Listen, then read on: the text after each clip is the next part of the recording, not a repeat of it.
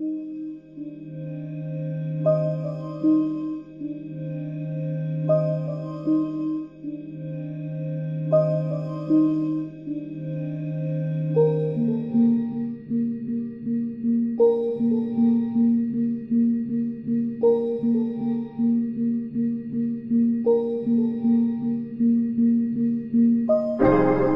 photograph is from the very first photography book, called The Pencil of Nature. As this title suggests, photography was being viewed as an art form, but only in terms of traditional genres such as painting and drawing. The photograph's ability to mimic painting was the measure of its success as art.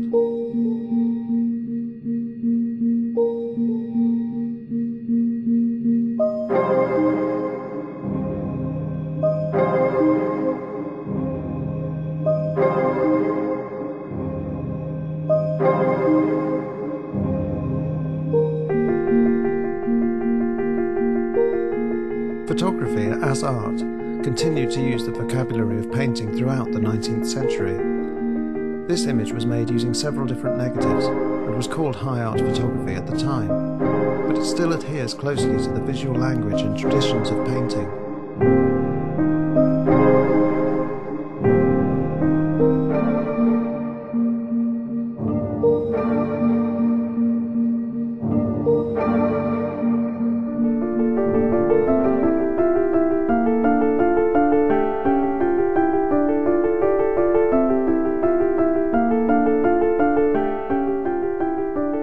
Stieglitz was one of the first photographers to champion photography for its own unique visual language. In this image, it is the formal qualities and the framing that Stieglitz identifies as the carrier of meaning for the photographer as artist. This is the beginning of photography's own brand of modernism.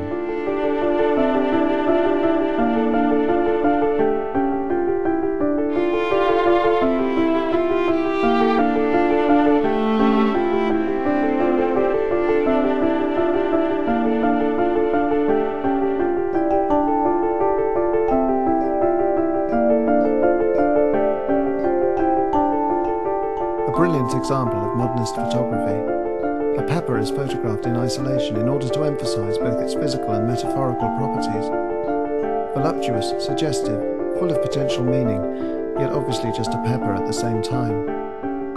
By this time, photography was accepted as an art form on its own terms by photographers such as Weston and Stieglitz, but tended to exist parallel to the more traditional art world rather than being incorporated into it.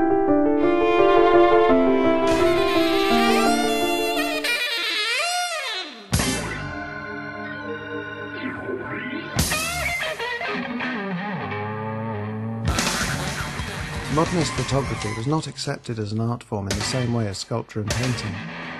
It is ironic that when photographs did find their way into the art gallery, it was commercial or vernacular images that were used in works such as this Rauschenberg painting, where they act as a comment on the culture which produced them.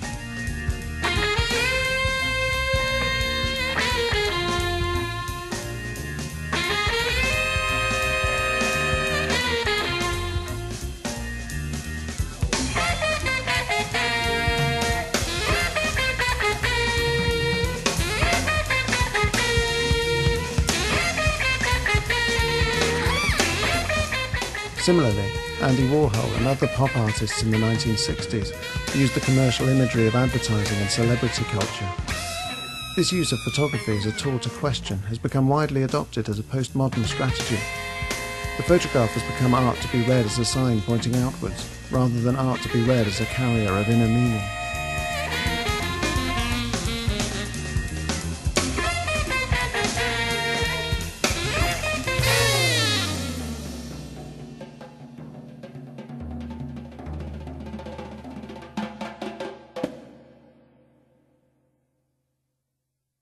In the 1960s and 70s, photographs began to be used in galleries as documents of performance art or land art. Again, photographic modernism is denied, this time in favour of an objective approach, more akin to scientific, forensic or archaeological approaches.